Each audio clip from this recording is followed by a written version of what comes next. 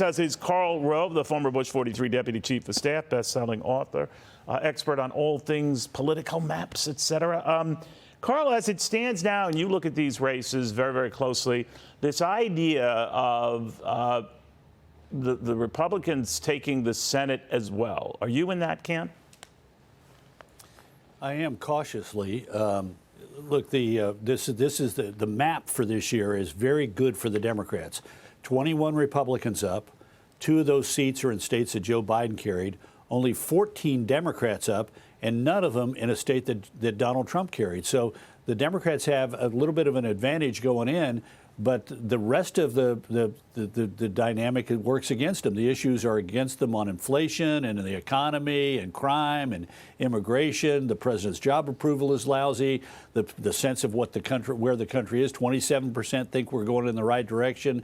Over 70% think we're off on the wrong track. All these things combine to have a pretty lethal advantage for the Republicans.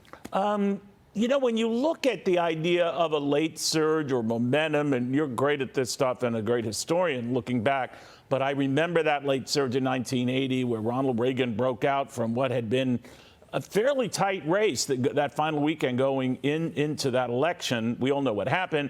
Ditto the 1994 Republican win on Capitol Hill. That was expected to be big, maybe 30 to 35 seats, but not the 54 it ultimately was. So is there anything like that showing a surge that we're just not seeing yet? Well, it was hard to see those surges because remember the circumstances in 1980 were, people knew who Jimmy Carter was and had made a decision they'd like to go with somebody else.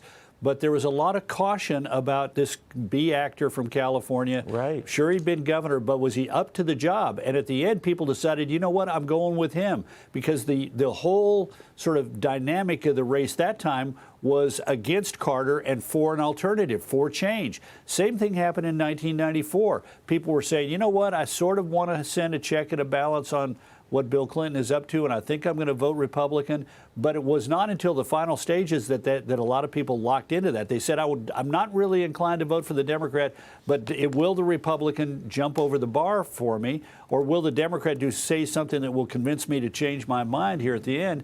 But they didn't. The Democrats didn't have a good closing argument, and similarly, the Republicans had the change mantra behind them and came in with a strong victory.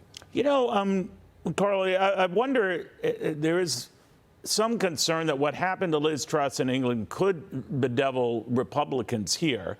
The poor market response she got to her economic plans. Now, of course, she hadn't cost them out. She left a lot wanting in communicating all of this, so I get that. But this notion that the markets, decidedly, pro-conservative as a group, might have Republicans on a short leash when it comes to their plans and what they want to do. What do you think?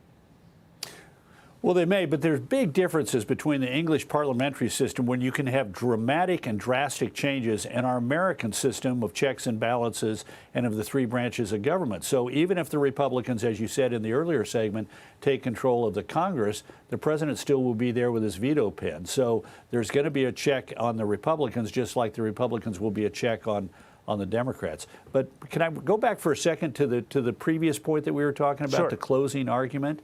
This is the thing that just boggles my mind. President Biden goes out and gives a speech last week and says, my #1 priority in the new Congress is to pass a bill reinstituting Roe v. Wade, which has no chance of passing in a Republican House, let alone a Republican House and Senate.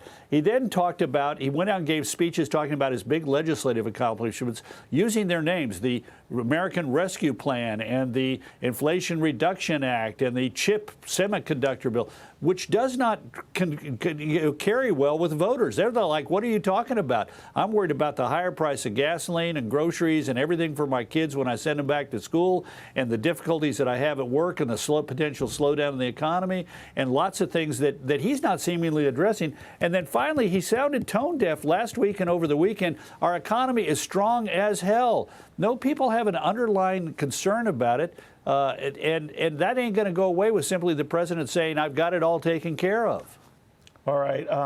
Lots to settle in the next 2 weeks. We'll see where we go from here. But, Karl, always a pleasure. I always learn a lot. I appreciate it.